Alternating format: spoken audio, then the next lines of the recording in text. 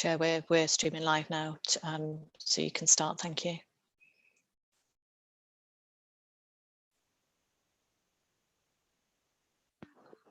Chair, you're on mute.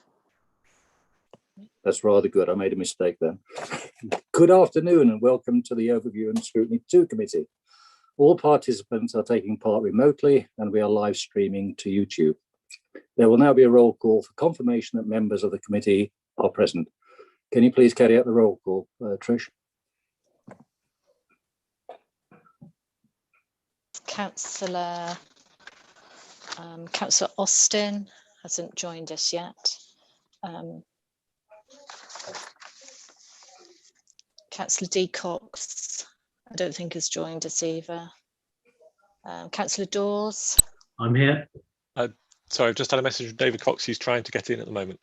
Okay, thank you. Councillor Evans. Yes, present. Councillor Hayes. Present. Councillor Hook. Here. Councillor Morgan. Present. Councillor Nuttall. Present. Councillor Parker Khan. Yeah. Councillor Petherick. Present. Councillor Toome.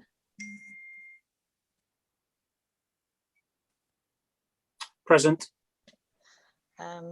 Councillor Swain. Here. And yourself, Chair. Present.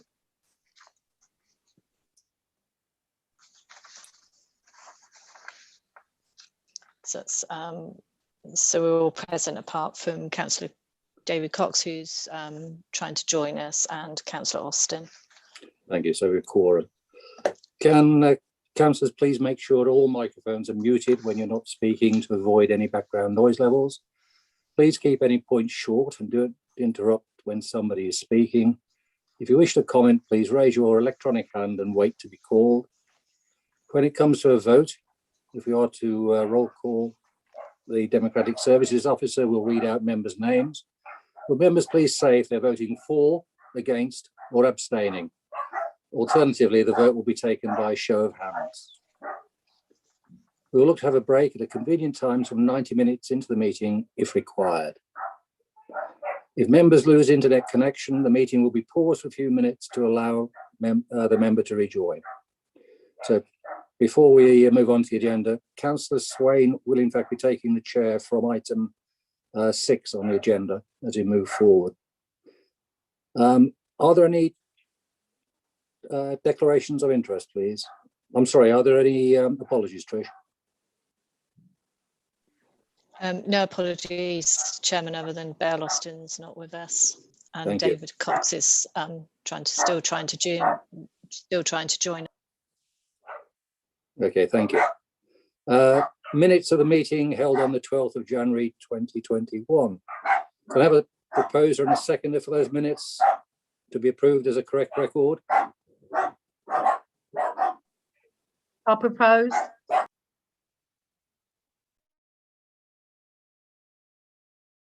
Do we have a seconder for those minutes, please?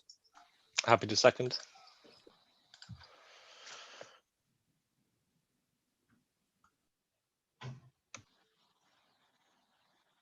Chair, you're on mute.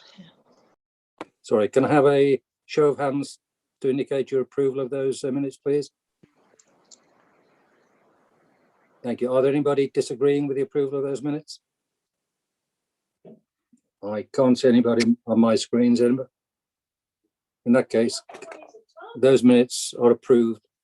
I'll sign them at the next time we get together to be able to sign them.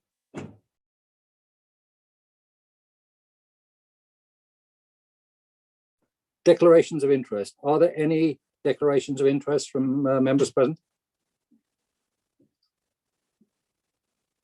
I'm not seeing any declarations of interest from anyone. Thank you.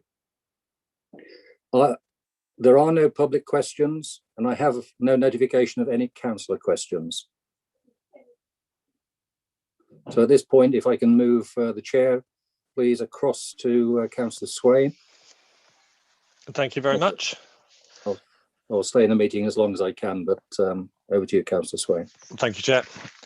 So the next item on the agenda is item 6, the executive forward plan, which is linked on the agenda. Any questions or comments about this? Can I just check item 6 I've got on my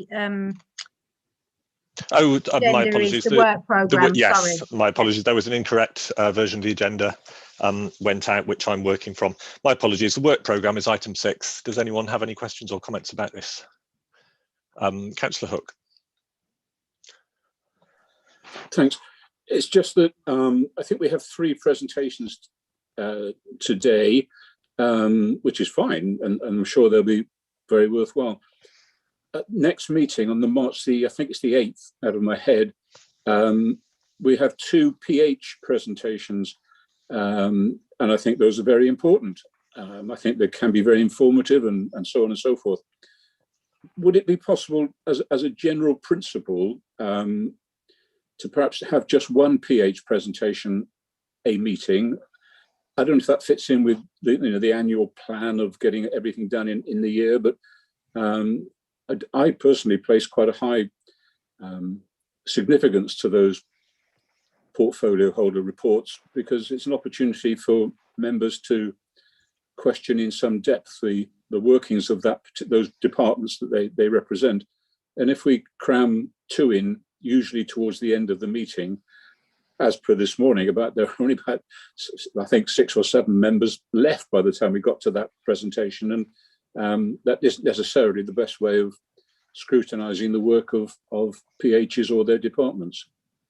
I would be happy to pass that suggestion on to the chair, who will be in post next meeting.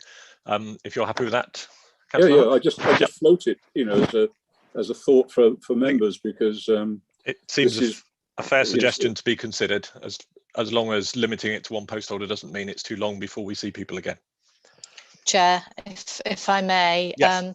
It is customary to have a executive member put presentation at each meeting, but they were put back to the 9th of March from one today because of the items on the agenda today, and also there was less items on the work programme for the 9th. So that's the only reason why there isn't one on there today, but there would normally be at least 1 per meeting, if that helps. Thank you. That does help. Thank you very much. Are you happy with that, Councillor Hook? Any further questions on the? That's sorry, fine. That's Councillor fine. Parker-Khan. Thank you. I just wondered, I have attended, it was an ONS1 meeting actually, and one of the presentations went on for some 40, possibly 45 minutes. If we restricted the amount of time, perhaps to a 15-minute presentation with time for questioning, that might keep us more sharply focused and to get the real credible points in.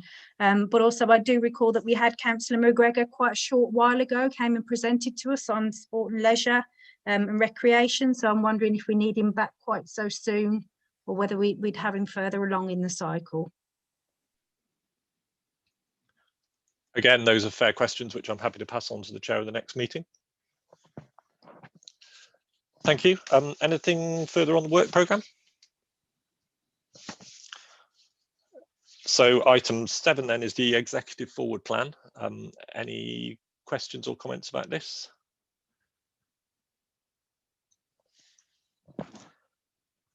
Okay, thank you very much. So item 8 on the agenda is connecting Devon and Somerset.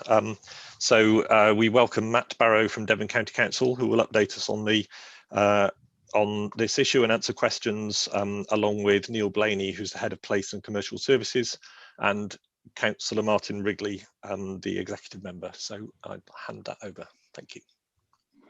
Thank you, Chair. And to Councillor Parker-Khan's comments, I have a feeling that I was the guilty party with a 40-minute presentation. So I promise I will do my best to be more concise this time around, but I've got quite a lot to get through. Briefly to introduce myself, my name's Matt Barrow. I am the Programme Stakeholder Engagement Officer for Connecting Devon and Somerset. So it's my role to act as an interface between communities and elected members and the work of the programme. I just want to run you through the slides as quickly as I possibly can. Apologies to either those of you who sat through this morning or people who are familiar with this, but I do think it's important to provide a bit of context for the work of Connecting Devon and Somerset, what it is we do and why. So we're a partnership organisation of local authorities, the Local Enterprise Partnership and central government through Department of Culture, Media and Sport. And we exist to deliver speeds of superfast or higher to as much of the population of Devon and Somerset and the Northern Unitaries as we possibly can, for all of the obvious reasons around business support, community support and public sector transformation. Specifically, we operate where industry says that they won't go. It's an important point to make and a distinction that essentially we cannot use taxpayer money simply to prop up commercial enterprise. So the process is around self-declaration, and we ask industry where it is they are intending to build over the next 18 months to 3 years. And armed with that information, we target those communities and individual properties that they identify as being not commercially viable. So essentially, if without state aid and support from the taxpayer, those properties would not be delivered. It is an important distinction because it means that we target the very hardest to reach, and in the simplest of terms, we target the rural areas of the CDS patch, and industry targets the urban areas where economies of scale mean that there's more commercial viability. We're a large-scale infrastructure program. Increasingly, we're in some respects a civil engineering rather than IT program, and operate broadly, very broadly in phases. So our first phase worked with BT and Openreach to deliver across the region using fibre to the cabinet technology. I'll come back to that in a moment. And then phase 2 builds out from the delivery on that, but essentially moves into a fibre to the premise methodology rather than fibre to the cabinet. Phase 1 was contracted with BT. Phase 2, we are currently contracted with Airband, Wessex Internet and TrueSpeed across the overall region.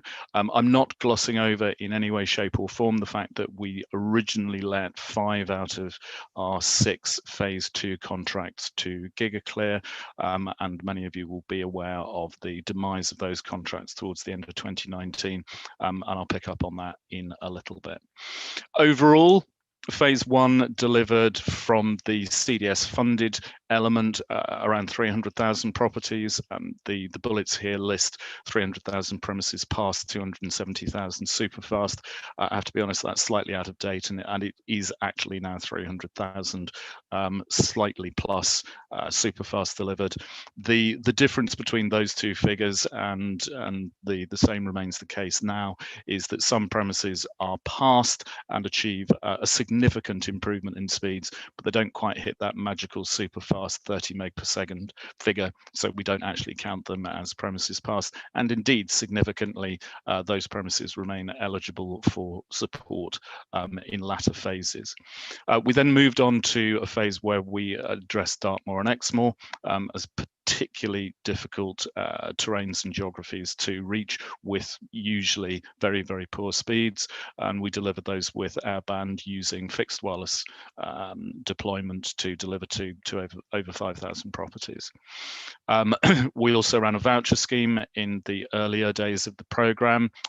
Those stats kind of speak for themselves, but if anyone has any questions, shout towards the end.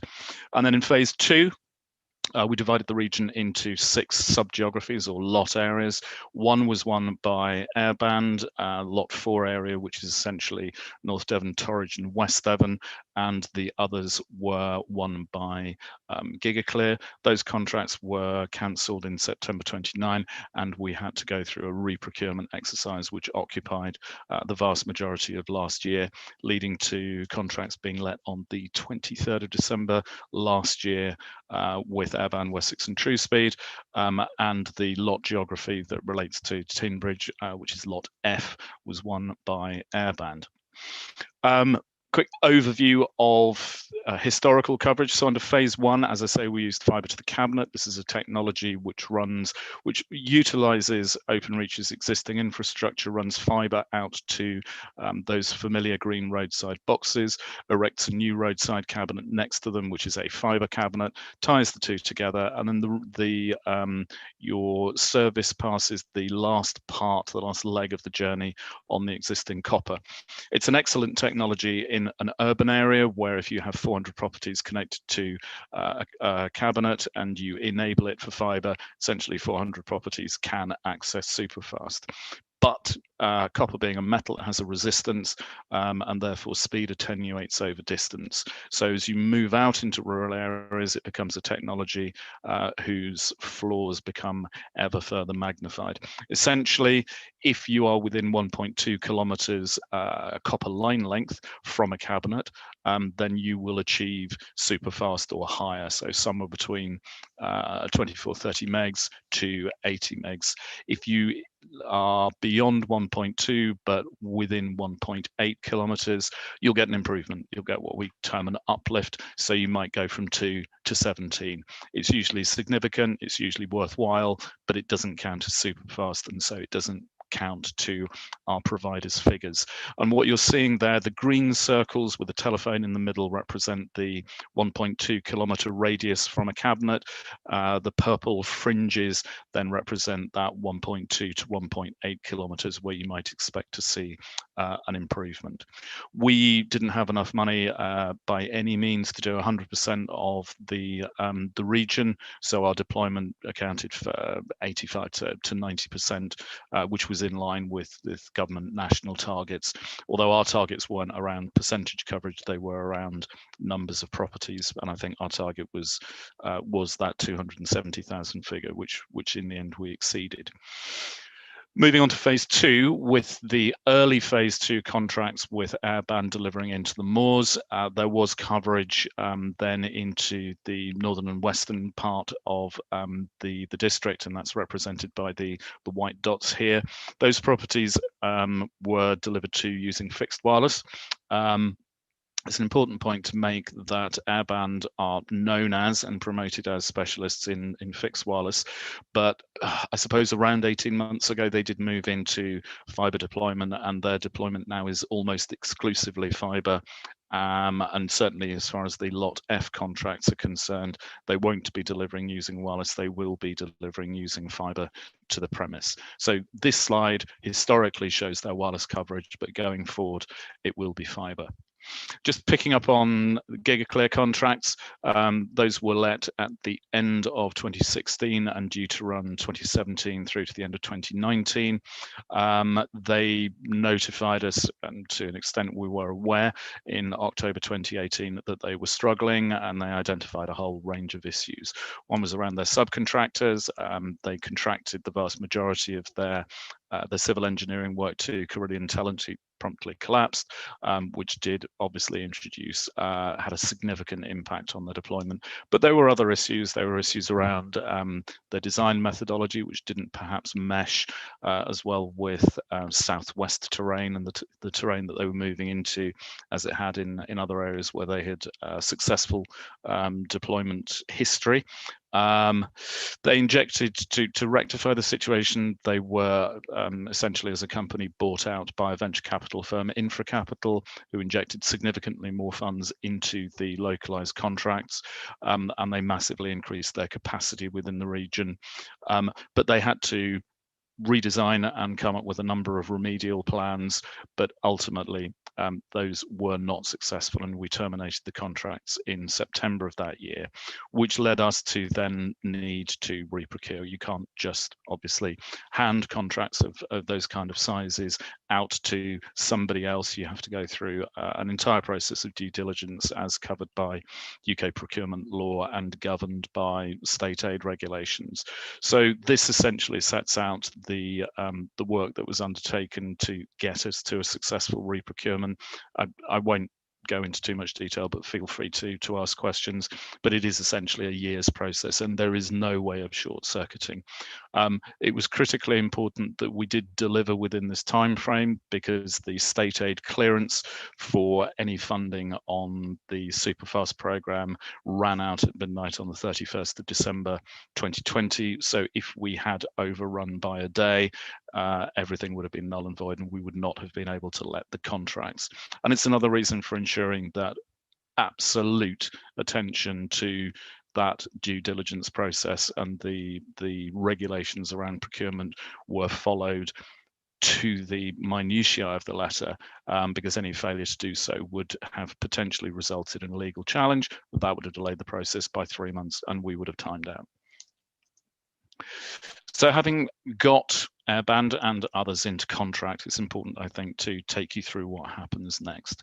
The first phase is mobilization, and that's taking the detailed plans from their procurement, their tender returns, and turning them into reality. So it's about getting the remainder of their staffing in place. It's about signing the contracts that they've been negotiating with subcontractors on. It's about firming up the indicative designs which they produced to enable them to cost and complete the tender, but firming them up into a position that they can actually be taken out and tested, which is the next phase. So the survey and design process probably should be design, survey, design. So you firm up the designs, and then you go onto the streets, the roads, and the lanes to check your design assumptions. And those are around, are the ducts that you're intending to use actually there? Are they blocked or silted? Is there work required? The telegraph poles that you're intending to string fibre from, are they there? Are they rotten? What do you need to do? If you're intending to go across private land, that will necessitate way leaves. So you start that in process. So that's the whole design, and that's the first visibility that communities get. So within that process, it's critically important that there is early engagement that explains to communities what's happening, what the ramifications are, and in many instances where they can help. Then move on to the planning phase. So you've been out and surveyed and designed. You've identified that some of the ducts are blocked. You've identified that some of the telegraph poles need replacing. So you need to plan in those remedial works. You need to secure the wayleaves that you've identified, negotiate with landowners, great and small, and just have everything ready to go. You need to submit your road permits, and you need to schedule your subcontractors with a view to, it will take this amount of time to get all of that done, and we then need to be able to get people cracking and working on the roads and the geographies necessary. That's then the build process, so stringing fibre, splicing, running fibre out to individuals' properties, and then go live, whereby on a substructure by substructure, so within lot F, there might be, I think there are 35 sub networks, if you like. So as each one is completed, Airband will notify us. We will go out and assure those and check that the work has been done properly to standard. In parallel, they will test to make sure that it is all working, there aren't any breaks in the system, and then through community engagement, the community will be notified that the network is indeed live and they can place orders. So lot F looks like that. It's the purple shaded area running down through and encompassing both yourselves. The Torbay is slightly misleading because it doesn't particularly impact that far into Torbay, and obviously the South Hams as well. Our level of confidence in Airband and other suppliers emanates from not only the detailed information that they submitted within their tender, but the points that are called out on this slide. So whilst the three of them are smaller suppliers, suppliers tend to be compared against Openreach as the historical de facto monopoly supplier across the UK. We've all grown up being used to the GPO, the Post Office, BT, etc. But the marketplace is increasingly competitive, and in part by design, and these firms have a track record, they have scale, they are all, I mean, Airband is certainly over 10 years old, and a lot of experience, and not just experience generally, but experience within the CDS patch. So they know our territories. Many of their staff come from within the region.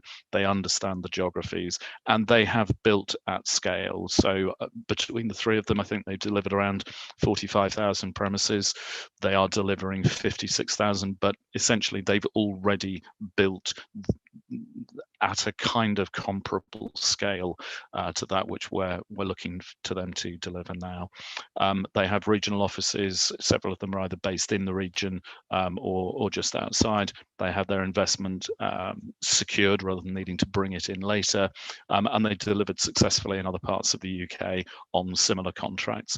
Finally, that bottom left box is an important one. PIA's passive infrastructure access, and this relates to something that's changed over, I would say, the last 18 months or so, and has become much more of a reality, whereby telecoms providers can use existing passive infrastructure, which essentially means the ducts in the roads and the telegraph poles belonging to another provider. And as I'm sure you can imagine, this massively speeds up the ability to deploy, and in many cases reduces costs, which means that you can reach more people. And that has been quite a sea change within the industry. So overall, I suppose the scorecard for the district, our records indicate you have just shy of 68,000 premises within the district. Under phase one, to date, we've delivered CDS 21,000, and industry has contributed 35,000. So we have addressed 56 of those 67, and you can see that's nearly 83%. Planned, we have within the Airband contract, the Airband contract is actually about 4,900, and then we have one or two other, I don't want to call them bits and bobs, one or two other additional things that contribute to that 5,200 projected target. Industry has notified us that they're intending to deliver to another 1,000 premises, which gives us an overall total of 62,000. So at the end of this process, you will be at 92, 93% coverage, depending, which gives us another 5,000 to address. I'm going to skirt over the slide, but you're very welcome to read it when I circulate them. So how do we address those 5,000? There are 4 different ways. We have a fibre extension programme which uses, at present, Openreach, but more importantly, this relies on money that we gain back from previous contracts as a result of, in this case, Openreach increasing their customer base over and above a projected target. So essentially they said, we think we will get take up of 20%, and that's what we have modeled our figures on. The reality is that they're currently, on the work that we did, approximately 70% of those 300,000 properties have taken a superfast service. So their predictions were much lower, and the difference between those generates revenue back into the program to allow us to then spend on further broadband. And really it's because if we pay for a new shiny infrastructure, and that allows providers like Openreach and others, and the clause is present in all the contracts, to increase their customer base, they will be generating more revenue, they will be having increased profits, and from those increased profits the money flows back into us as a percentage, so windfall tax if you like, or just essentially a recognition of that. Similarly, at a national level, there is the Rural Gigabit Voucher Scheme, and that is designed for a community that is not part of a current rollout to attempt to produce their own plan. So they approach and work with a telecoms provider to design a network for their hamlet, their village, their parish, and they use the funds from the voucher scheme aggregated together to pay for that. The figures are around 1,500 per residential property and 3,500 per business, and we are seeing in more and more cases Those figures are round about the right level, and they do mean that in many instances a community can 100% afford a fibre solution to deliver to their property. We will work with communities because actually with that level of funding, it's no longer the money that's the issue. It's a question of how do you actually go about doing that? How do you frame your geography? How do you choose which properties to include? How do you find a telecoms provider who's prepared to do that? And we work with communities all the time now, hand-holding them, introducing them to providers and supporting them.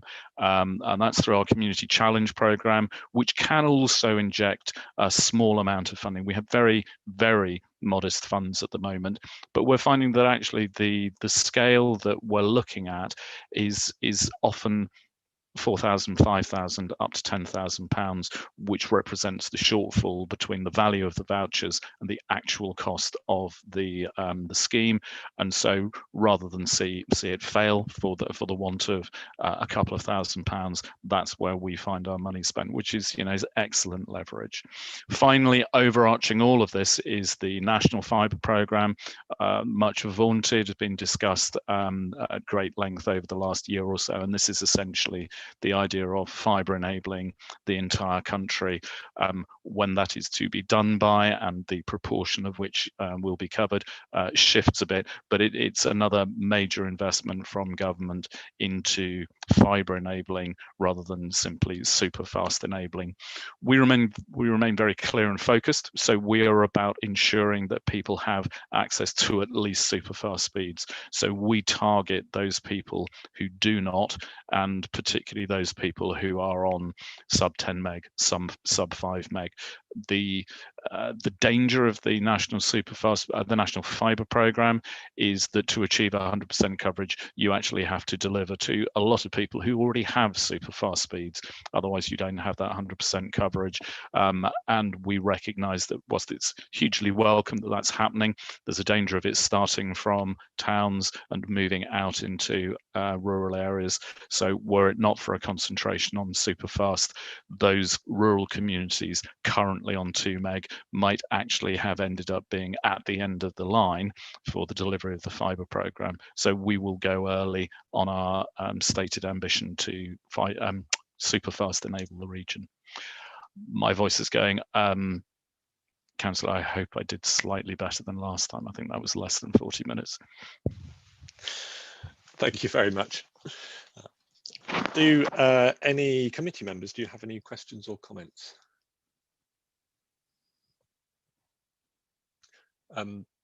Councillor Buckham.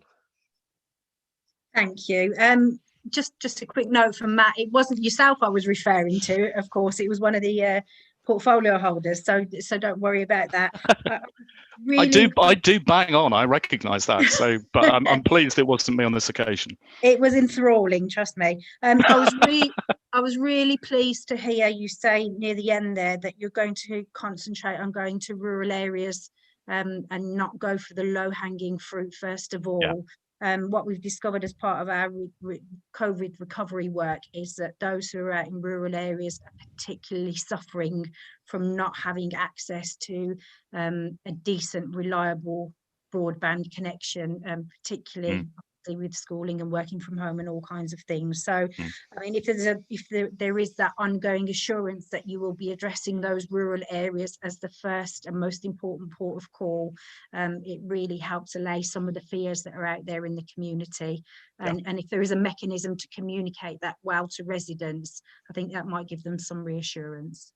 Okay, thank you. Absolutely agreed. Thank you. Councillor Morgan. Yeah, thank you. We seem to get these reports every year, and don't take this the wrong way, but they're often very slick, very colourful, lots of jargon, lots of figures. But we need to get down to the basics, and I'm glad you did at the end, and you told us how many had been connected in Teambridge, but there was no timescale on that. Is that since the beginning of the project? And we've got another 5,000 to go, or we'll have an additional 5,000. Can you give us timescales on this? Because to my mind, having good broadband connection is another essential utility like water and electricity at the moment. But particularly when we're educating children at home, when we're working from home. And I want to say something about the voucher scheme. When I hear about voucher schemes, my heart sinks, because it just sounds like a gimmick. And actually, I think it's something that, you know, it either needs to be done or it doesn't. And having voucher schemes where communities have got to, you know, pool their vouchers in order to get the coverage they need, it's just impractical, particularly at the moment. So can I have some comment on that, and also timescales, please? Yes, absolutely. So, so taking your points in order, the coverage to date, the phase 1 and early phase 2 airband contracts, I think from memory, before my time, but I think the original contracts were let for 2013. So build probably started 2014, 2015. So that reflects progress from then until now. The slide that I glossed over, didn't intend to hide or obscure anything on a national picture. It's always a balancing act in the extent to which one emphasizes this, because I'm always, quite rightly, really addressing those people who haven't been connected. But I think it would be an omission to point out that between CDS and industry, we have delivered fractionally shy of 1 million premises over the CDS patch within that time. In parallel with that, the baseline that we have been delivering to has grown from around 1 million premises to, I think, 1,180,000. So all things being equal, we would actually have delivered 100% superfast, one might argue numerically. But that doesn't help those properties who are not connected, and I completely get that. So on timescales, the contracts that, or the contract that I outlined with Airband delivering an additional circa 5,000 premises into the region, operates from now until the end of 2023. So there is a 3-year period for deployment. On timescales, I understand the frustration. I really do understand, and particularly because I'm the only one, or one of the few on here, who doesn't have video, because I don't have sufficient broadband to stream video. So I personally understand the frustration of not being able to access decent speeds, and that is what we're about.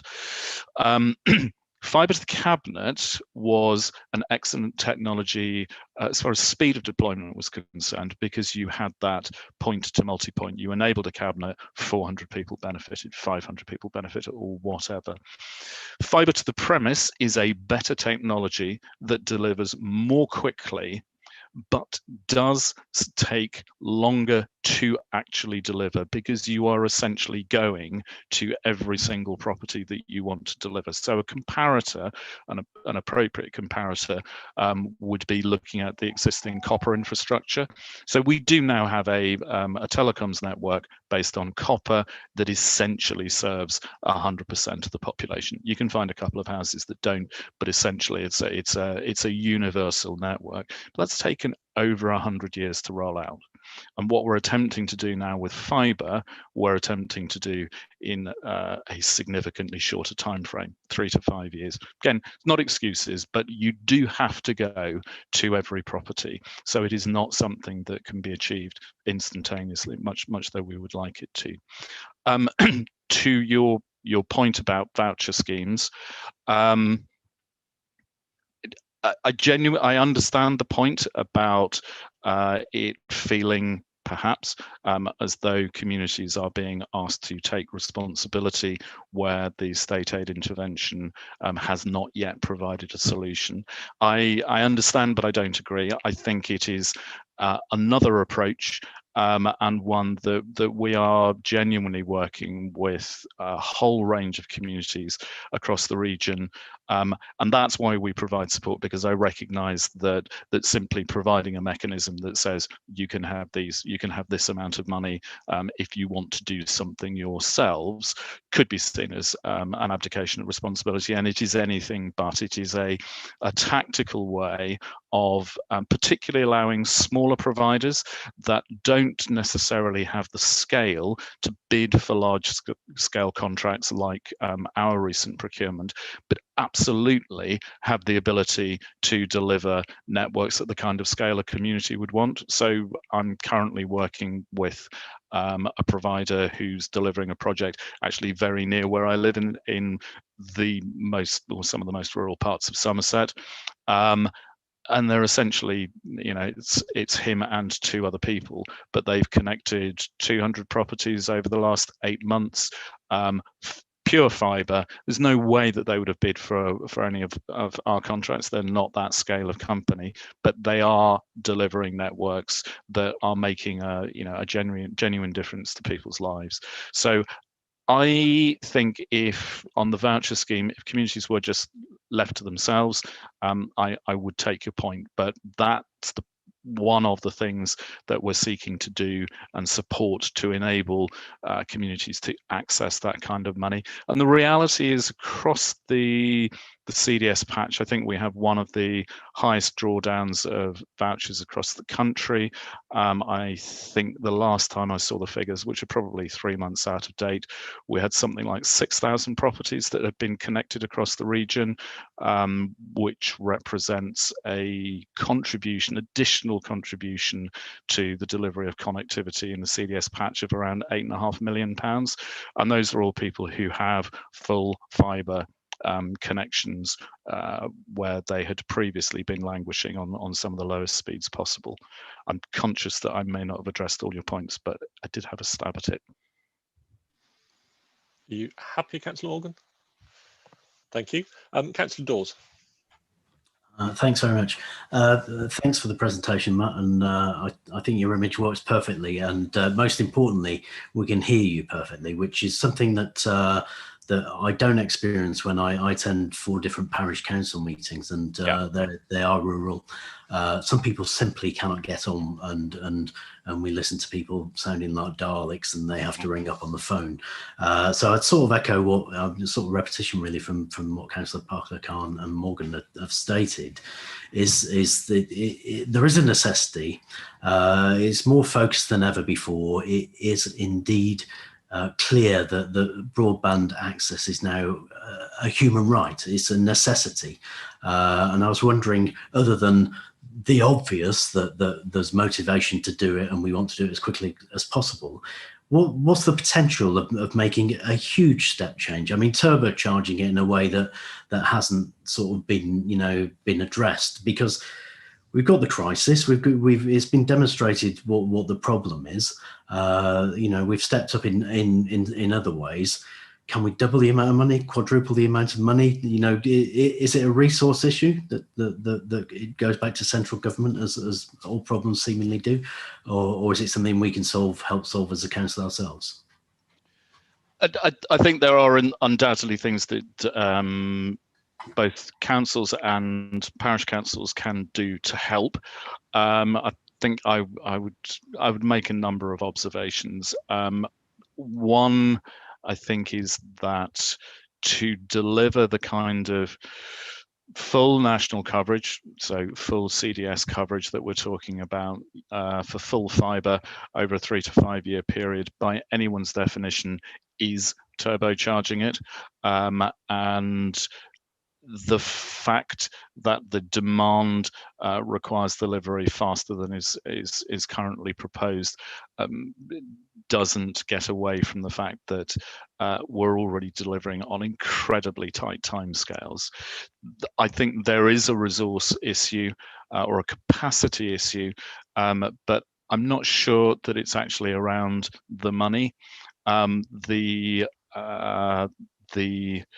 challenges that that need to be solved, and everyone is working to solve these, and there are solutions around the capacity of industry to deliver.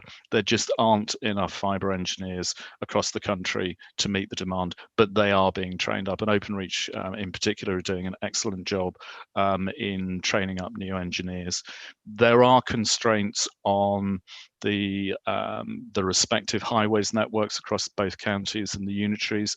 You can only have a certain number of people working on a certain number of roads at a certain time, and we see it time and time again. I mean, there was a recent example where there was delivery into a village in mid-Devon, and they were asking why it was that more of the work couldn't happen simultaneously, so in parallel rather than in series. And the answer in that case was very simply that the roads that they were suggesting would be worked on simultaneously were the diversion routes for the roads that were currently being worked on, and it's just not possible to work on them all simultaneously. So if you combine those with just the minutiae of securing way leaves, which so we're looking at one particular build that serves probably 5 communities up in the North Devon area, and we've got over 300 way leaves that need to be resolved to deliver to probably 400 properties. So it can be fiendish in its complexity and detail. The will is absolutely there. The capacity is increasing. The fact that we have more altnets like Airband, Wessex and True Speed growing in stature and scale, I think speaks and gives us encouragement and hope that things will be delivered to time. And any prospect of things going more quickly, we will absolutely do everything that we can. At a district and parish level, just common sense everyday support, encouraging landowners to be quick about signing way leaves will really speed up the process. Being understanding about future notification of desire to work on roadworks, being receptive to requests to not park in a certain street because there's a need to work on overhead infrastructure for a certain period, but actually that really is the responsibility of the provider and in parallel with them, CDS ourselves, to make sure that the engagement with communities is correct. Because if they understand what's happening, why it's happening, and the reasons that perhaps a bit of flexibility is required, 99% of the time communities will bend over backwards to be supportive. But if the engagement isn't right and they don't understand why, then they may be less amenable, and that really slows the process down. Thank you. Councillor Dawes, does that answer your question? Thanks. Thank you. So executive members, Councillor McGregor. Hello, Chair. The reason my video is off is because I actually have quite a poor connection today. One of my Wi-Fi connections keeps dropping in and out. But essentially, my question is more around the developer element. So in both presentations that I've witnessed today, one of the comments that's come up is about developments and how we have to work with those because they're adding houses into the system. Would it be fair to say that we perhaps should look at asking developers to put the infrastructure in as part of the development, whether it's a small development in a countryside environment or a larger town development, just as a matter of interest? Thank you, Chair. Yes, absolutely. So there has been some legislative moves in this direction, which I think would also be really helpful if at a district level that was supported within the planning process. I have to admit to being slightly unsure of my ground, but I'll tell you what I know and why I'm unsure. Essentially, there were changes that were proposed for to make it a requirement for new developments. Initially, it was new developments of around 100 properties or above needed to have fibre to the premise laid as a part of the conditionality of that development. That it was then proposed that figure dropped to, I want to say, 28 premises, and that any development over that size would be again required to have fibre to the premise as a condition. Where I last lost track of this was that it was legislation that became snarled up in the parliamentary backlog as a result of Brexit negotiations and developments. So I have to be honest, I'm not sure whether that has now been passed into legislation. If not, I think there was cross-party support for it, and certainly support across at CDS level, and that would make a significant difference, because we do spend a fair amount of time dealing with people who have purchased properties in new developments and then are amazed to find that they're actually connected to a copper cabinet, and actually often that copper cabinet it's not even a copper cabinet on the development, it's one a mile and a half down the road that had the capacity to accommodate that development, but actually because they're that far away, they don't actually get super fast. So sorry, I could have just said yes, but it's a really live issue, but one that is being addressed from a number of different directions. Thank you. No further questions. Thank you very much, Matt. That was a very detailed presentation. I had several questions which you've already answered in great detail on your way through, so thank you very much. Pleasure. Thank you very much. So just to reiterate, if any questions do occur to colleagues and councillors on the call, you have my contact details, or certainly Neil and Trish do. Just email me and I'll look into them. Thank you. And you indicated you could send around the slides? Yeah, absolutely. Thank you. I'll make sure I do that later. Okay, thank you very much for your time. I will leave you. Enjoy the rest of your meeting. Thank you very much. So we'll move on to item 9 then, the budget. So I'll ask the executive member, Councillor Keeling, to introduce the budget item. Martin Flitcroft is also here and will present the budget in more detail. Thank you, Mr. Vice Chair. Thank you, Mr. Vice Chair. I'm very happy to present this final budget report 2021-22 and beyond. Dear colleagues, can I first pay tribute to all our staff who have contributed to the savings made, some £2 million. My thanks also to our Chief Financial Officer, who is here today, Martin Flitcroft, and his team. On the 4th of February, we received the final settlement from government, and there are no material changes between the provisional settlement that I shared with you on the 12th of January and the final settlement for Teignbridge District Council. Colleagues, I would like to bring to your attention the new homes bonus. A new round of allocations were announced in the settlement. This is year 11. These allocations are a one-off and will not be attributed to future legacy payments. In fact, the written statement underlines that this will be the final settlement of allocations under the current approach. Ministers are also keen to replace this and plan to consult shortly on the future of this. There are also no guarantees given about the local government funding reform. We are still expecting the reform to be implemented 22 to 23, but the government written statement only commits to revise the priorities for financial reform in the time for the next spending review. Ministers will also be taking into account the wider work on the future of the business rates. So our final budget proposals are to date for the latest lockdown. So no significant changes apart from the budget gap widening next year to 1.2 million. So moving forward, we expect next year we will be balanced by an earmarked reserve, a budget gap of 1.2 million, 22-23, and 2.6 million in 23-24. So over the 3 years, we have a budget gap of £3.8 million. We also have to consider whether we can reinstate the 0.5 million, that's 0.5, revenue contribution from the reserve to capital, and we will keep this as an option.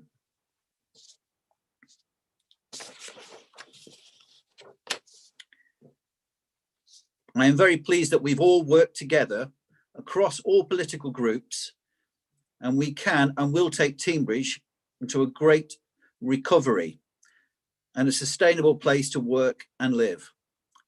Martin will now take you through our funnel slide and add detail. We will both be happy to answer questions at the end. Martin, please. Thank you. Just to quickly run through the report first, and then we'll go to the funnel slide afterwards.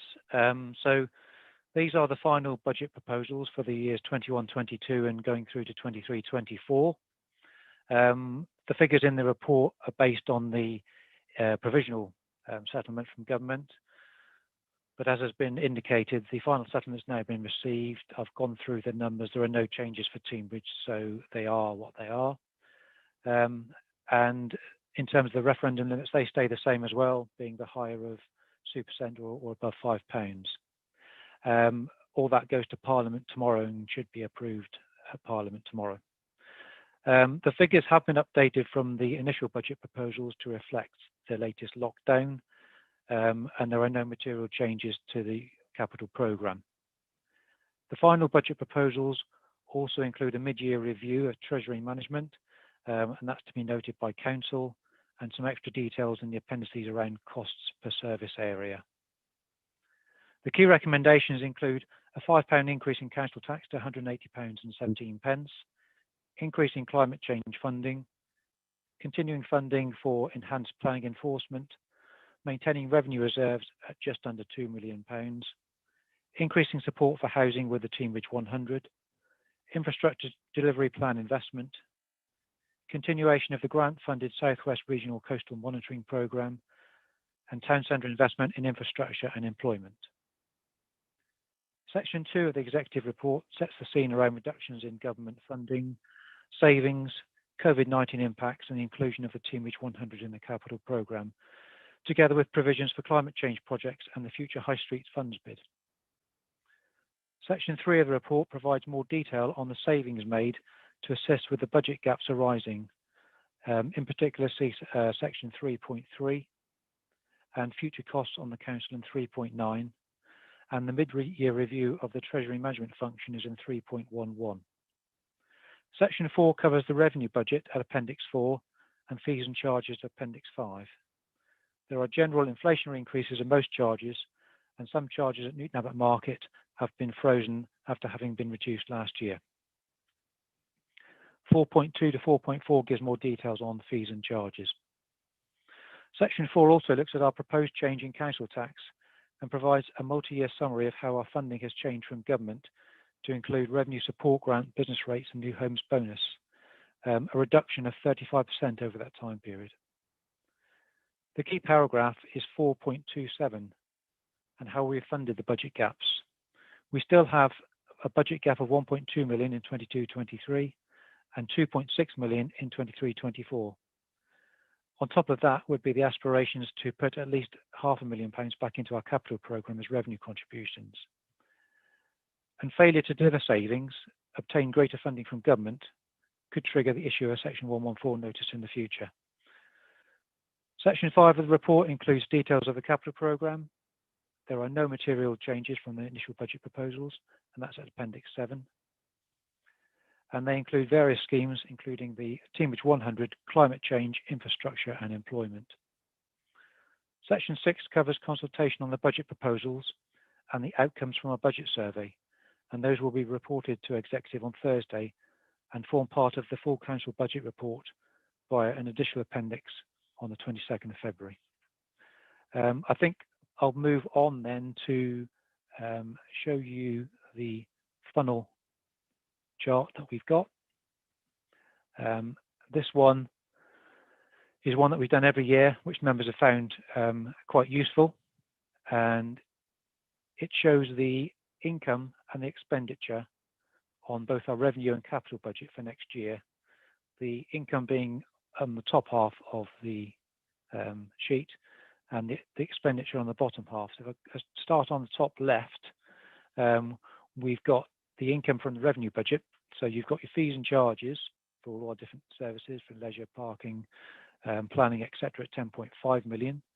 You've got property income, other income and contribution from reserves at 9.8 million.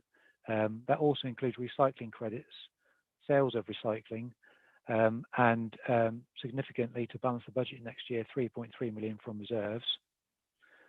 The council tax, 8.7 million, that's our share of the council tax. A few years ago, that used to be 11% of the overall bill, dipped below 9% a couple of years ago, and is heading now more towards 8.5%. The specific grants at the top there, the big blob at the top, that's mainly a housing benefit grant that comes in, and some other grants at 26.9 million. Then there's the share of business rates that we retain at 4.7 million. Revenue support grant used to be on this chart as a big blob, not anymore. It used to be 4.5 million, that's now down to 0. And new homes bonus is dwindling as well, now at 1.5 million, due to changes in how that's been calculated and no legacy payments going forward. So that gives you an overall income of £62.1 million, which then flows out down the bottom with the light green arrows.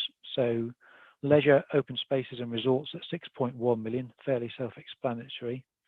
Governance, communications, corporate services and transformation, that covers all of the key support services, democratic services, HR, payroll, audit, finance, etc. It also covers SLT and members' allowances. That's at 4.8 million. Other housing and health services at 4.3 million, covers housing, environmental health, licensing and customer services. Then the big spend at the bottom, revenue and benefits, again, that's the housing benefit monies that we pay out. So that's a flow straight through, and also the cost of the housing benefit team that administer that.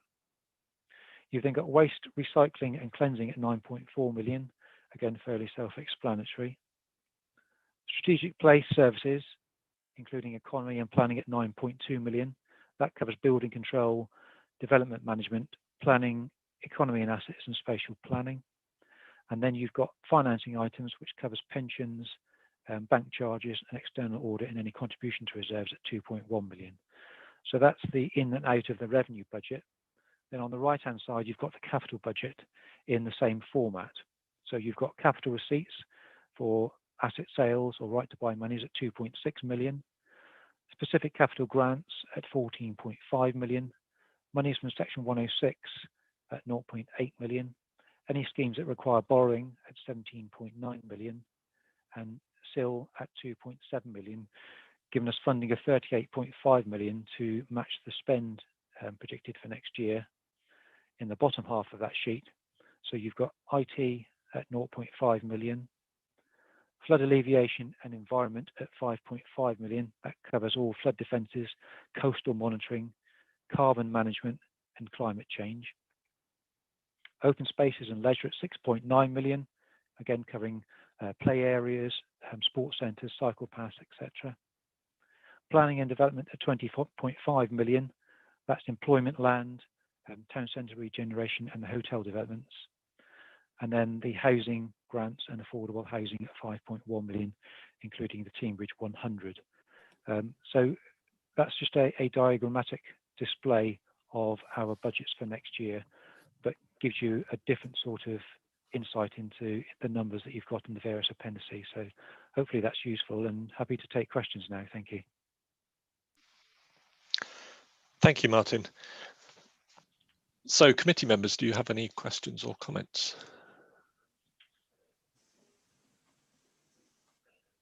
Councillor Dawes. Hi, thanks very much. The sort of question, and I'm sorry you probably answered this in other meetings, but I'm just interested in terms of income, in terms of rental from commercial portfolio held by the council, because I remember asking questions on why the council had invested in commercial portfolios when elected, and the answer was that it offered a slightly better return than holding the money in a deposit account. I'd imagine those incomes have been shot to pieces. The probably accruing bad debts and equally rates as well will either have been lost or will fall to bad debts. And also I sort of feel the pain of having to budget as well, because the costs are in a state of flux as well, given that certain operations keep changing, might cost more, but may have benefited from furloughing. I'm thinking of leisure centres.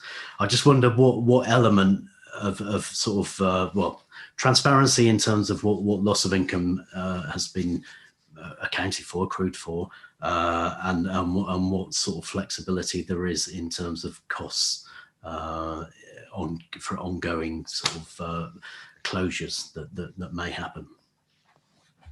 Yeah, so thank you for the question. Yeah, it's an important one, because the biggest losses that we've had so far have been mainly through fees and charges, through car parking and leisure being closed. But running a very close second are rental incomes. And most of those incomes that we get, we're having an ongoing argument with government around what's deemed commercial, because they seem to think that everything that we rent is commercial, and we've tried to put the case to them that a significant proportion of these assets that we hold were for economic development, for revival of town centres, and for employment going forward. So a lot of those, while they bring a commercial return, they were there for many other purposes other than a straight investment. And in fact, if you look at our balance sheet, there are only 2 properties that are deemed investment properties within those regulations. So that's what we always put back to government, to say, you're giving us support on losses from fees and charges, but you're not giving us any support on rental, and when these rentals are clearly part of a bigger delivery. And a lot of that investment has been reinvested, as you can see in Newton Abbot Town Centre. So not something that a commercial investor would necessarily do. So yes, we've had to make a provision for rental losses in the same way that we've done for fees and charges. And I think going forward, what will come out of that will be a realignment or a rebalance, probably generally across the rental market in terms of rentability per square foot. And so what we've had to do in terms of our projections going forward is take a look at what might the bad debt provision be going forward, where we might have more void periods because of businesses closing down, where rentals may have to be realigned. That's still really difficult. It's still part of the crystal ball, because we don't know what's going to happen with that. And I think across the piece as well, I think so the government are looking at that after our representations generally. And also, I think as part of that remit, they do need to look at business rates as well, to see how they work and how the model works, because I think it's broken now. I don't think it works in the same way that it did pre-COVID, and I think the whole thing needs looking at. And I think that's what will come out of the funding reforms that come forward. There will be a lot of consultation in this financial year around how that's working or not working, and they'll have to rework, I think, how that's modelled. Does that sort of answer your question? It does. Just for clarity then, and I hadn't really understood that you could do this in terms of the non-commercial rentals that you have. You put a case to central government, say, can you support that, basically? Is that the case? Yeah, so government, we've been doing monthly returns to government. Yeah. And in that return, they've asked for various income streams, various cost pressures, which we put based on what we've got in our ledger and what we know and what we think will happen. And a separate proportion of that, it was around what's happening with your business rates. We've had to guesstimate where we think they might end up, but we've said, well, actually, the way that your form is designed, you're asking for all rents to go into one box. We think a lot of them should go into a different box because they're not commercial rents in that respect. At the moment, they're sticking to it all in one box, but just recently they've actually started to ask more questions. So I think they're starting to realise that it's not commercial rent in the true aspect that they consider. So hopefully there's some light at the end of the tunnel now. They're going to start looking at that. So we'll see. That's good to know. Thank you. Thank you. Thank you very much. Councillor Hook. Thank you, Andy. I hope very much that we can all, irrespective, view the presentations today in the light of the unique problems that this authority and every local authority in the country is facing. Problems which no authority has faced since, well, since the war. And I hope that the fair-minded amongst us, and I hope on this occasion we can all be fair-minded, will applaud the fantastic work that the department and the executive have put into producing this most difficult of budgets. And it really has been a trial, and I think we should all recognise that. We recognise that I think we're some distance from the edge of the wood, let alone out of the wood, and the problems that are there for the next year or two are very real problems. But this budget is just about as good as it could get, I believe, in the circumstances which we are facing. So I applaud unreservedly the work and the effort and the end result, this budget, because I see in it, amongst other things, the commitment that I hope we all feel to the two very real emergencies that we're currently faced with. The CV epidemic and pandemic, which is causing all the economic problems and health and social issue problems and all the rest of it. And I've received, on behalf of the council, thanks from different businesses in Newton Abbot, business people who applaud what the council, in conjunction with the government, are doing to alleviate some of these problems. And I think that all those responsible need our thanks and praise. But also, of course, and one issue very, very close to my own heart is the commitment that this authority has to the climate change emergency. And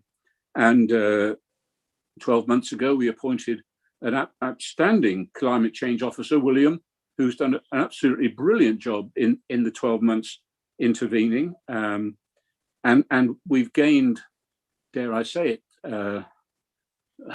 I better be careful what I'm saying now, but have gained a national reputation with our PH being engaged with other local authorities, giving advice, other local authorities contacting us about how we've managed to do what we are doing, and discussions with parliamentarians about what we are doing. And I think that's huge praise due to the departments involved, and to the officers involved. David Eaton has worked over and beyond the call of duty. So I have no hesitation whatsoever in praising those responsible. We are gaining as an authority real credibility in the area of environmental protection and climate change work. I think I'm right in saying, and I hope Martin will correct me if I'm wrong, but the budget reflects £3.6 million investment in the climate change work for the next 3 years, 1.2 million per year, and 30,000 on top of that to see the work through on an annual basis. Can I ask, I suppose allied to all that, but maybe slightly stepping aside from it, but wishing to register very strongly my huge appreciation of what's being done in that area. The borrowing situation from government, I think they upped the rates about 6 months or so ago from the Public Works Loans Board. Do we have plans that can go public yet? Do we have plans to borrow any more money at the moment for investment in entrepreneurial activity? I'm very keen on us generating with credible and justifiable investment in entrepreneurial work. We just need to produce more money as we face the problems of closing that debt that was outlined. Can you confirm the rate of the Public Works Loans Board and whether we have any plans to progress any activity in that specific area? I can't quote the figures offhand, but I mean, they are relatively low and they remain relatively low. And we think that they will go down further in the next 12 months. but we're watching them closely. And in terms of any investment to make a return, yes, I mean all options are still on the table, and we'll still look at those to see how that maps out, and that might form part of the savings proposals, investment proposals as part of the recovery plan. So yeah, all options are still on the table that we're looking at. Thank you. I would echo Gordon's comments in support of managing to balance the budget at all. I did have one comment. In the slide that you were sharing, in the top left, you've got a property and other income, which is bundled together with contributions from reserves, and that's 9.8 million. And I think you said the contribution from reserves was 3 million and something. 3.3 million, yeah. 3.3, thank you. I wonder if in the diagram those two should perhaps be teased apart. A contribution from reserves does seem like a significant recognition that we are living beyond our means, or that our means have been reduced beyond our requirements, whereas income from property and other income is in effect income. I think it does need to be recognised. I fully appreciate it's been an exceptional year and it's exceptional circumstances, but we do need to appreciate and keep commenting on the constant reductions to our income streams. Yep, point taken. Yep. Thank you. Anything further from anybody?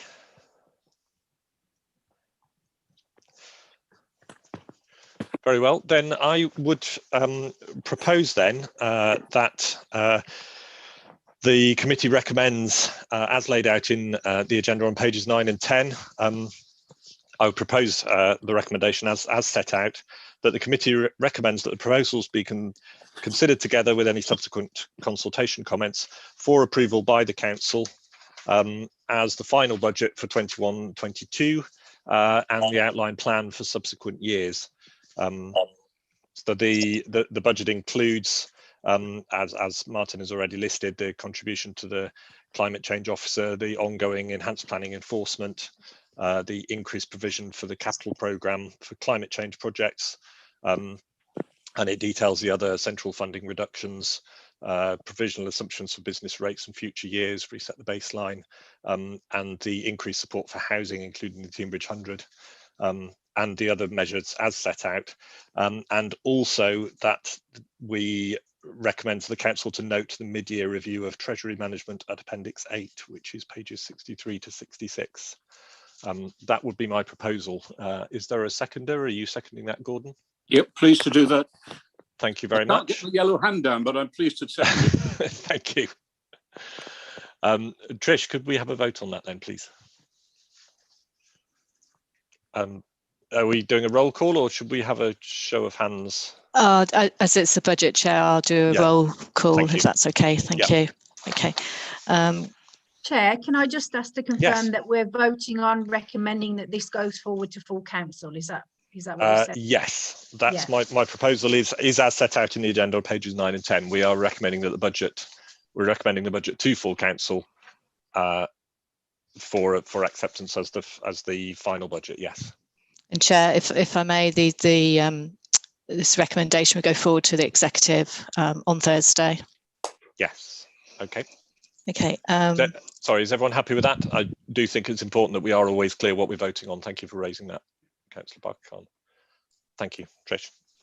Thank you. Councillor Dawes.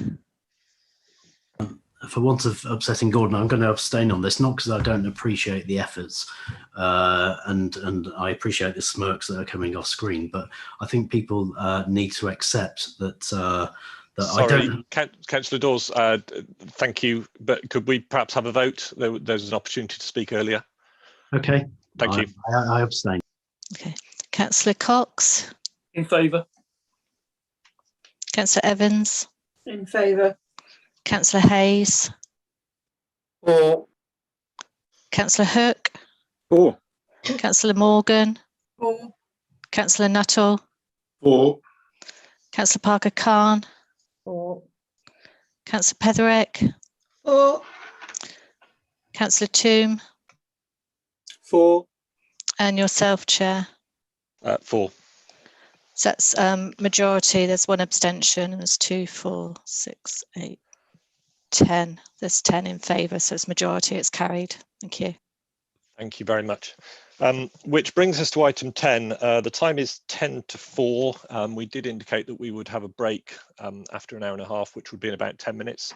But there is only one more significant item on the agenda. Are all members happy to continue? Yes, let's continue. Yes. Thank you very much. So that brings us to item 10 then, the Council's strategy performance monitoring for Q3. So I'll ask the executive member, Councillor Connett, to introduce this, sorry, to present this report. Executive members will then be invited to make additional comments on their areas of responsibility. The committee will be invited to ask questions at each stage, and I'll also invite executive members to make comment.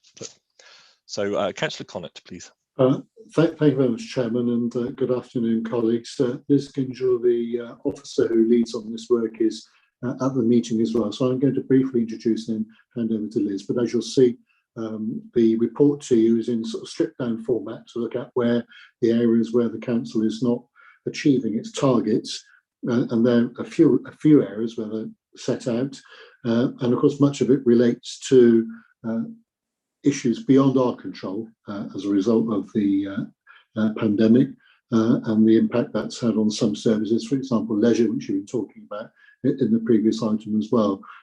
So I view the report as very self-explanatory, talking about the issues that we face, what actions being taken, and what we expect to do.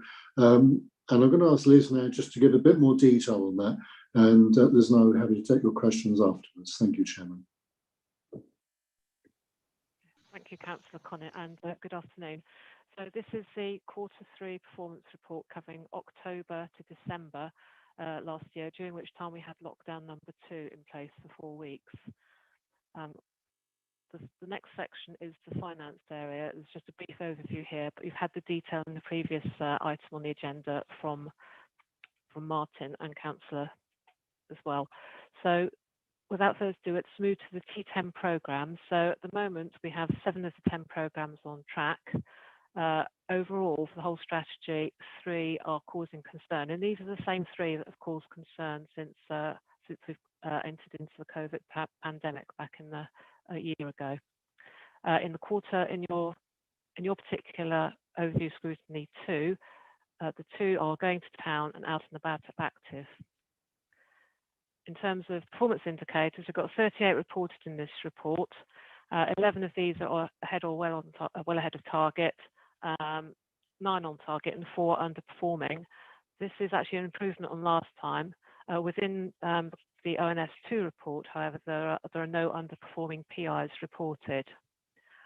For the projects, we've got 54 projects in total included in the report, 47 on track, 7 are reported with a caution status, and of those we've got 3 within the out and about and active area that are reporting a caution status.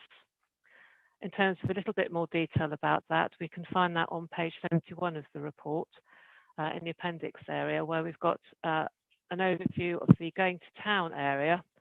This includes not just the areas that are caution, but also some positive areas as well, which covers.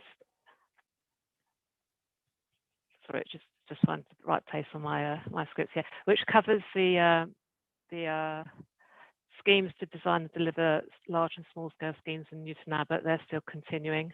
We've had an in-principle award of 9.2 million from the Future High Street Fund, and we've got ongoing business support provided from environmental health and economic development. So it's not all bad news in that area, but generally across the board, it's the impacts of lockdown and social distancing measures on the districts of town centres, which has put this project down as a caution status. For the out and about and active area, we have, again, it's a caution due to COVID-19 restrictions, leisure centres closed. We've got 3 PIs there, which count the number of people using our facilities and joining in activities that are currently on hold. And we've got the 3 projects which are also listed as a caution status, covering volunteer task days. Very few of those were able to take place this year. Programme activities for targeted groups of people. Although this did start when we weren't in lockdown. This has only been impacted now by further closures, and we're not where we'd hoped to be with that programme. And we have developed a plan of activities and promoted walking in particular, but however, the Walk This Way walking groups have also been impacted by the COVID pandemic. The other areas within the report are the great places to live and work, investing in prosperity, moving up a gear, and Vital Viable Council, and they're all reporting as on track. Thank you.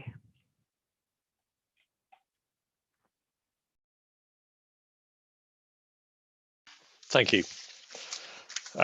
Councillor Connaught, did you have anything to add to that? No, that's fine. Thank you, Chairman. Thank you. Do any members of the committee have any questions or comments?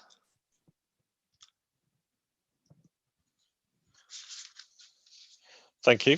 I noticed that it's good to see, despite all the circumstances, the numbers of projects with concerns has reduced. I did have a little difficulty marrying up the numbers in the initial report with the details that followed, but I understand now that that's because you've only presented the details for ONS2. Is that correct? Yeah. Yeah. Thank you for that. So, thank you. Councillor Dewhurst, do you have anything? Sorry, Chair, if I may, sorry, my apologies. It's the executive members for this committee are Nina Jeffries, who's given her apologies. Right. Gary Taylor, Richard Keeling, and Andrew McGregor. So that's their area of responsibility. So that's all committee. covered then, isn't it? Yeah. Thank you. Okay. Thank you for that. It did look a bit strange. Thank you. So the recommendation then is set out in the agenda on page 67. A proposer and seconder is needed. Do we have a? I'm happy to propose the recommendation as set out page 67. Seconder, I think Linda Pedrick, you seconding. Thank you very much. Okay, we'll put that to the vote then. If you're happy with that, Chair, we could do a vote. Yes, I think vote so. by Actually, hands. Yes, let's do that.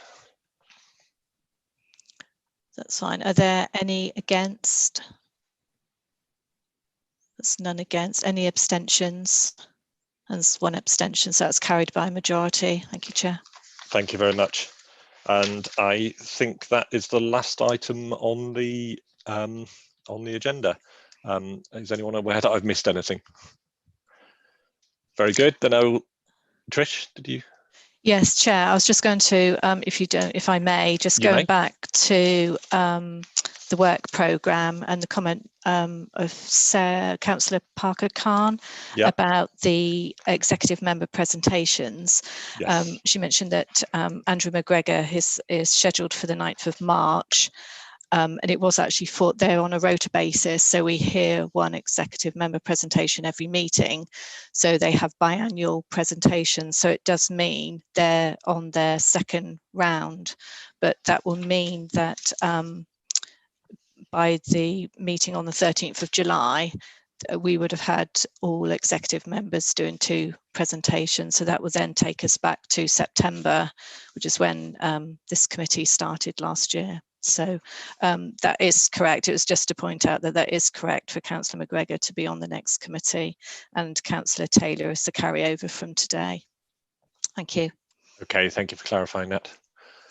Very good, then I think that's everything. Thank you very much, everybody, for coming, and I shall hopefully see you all again soon.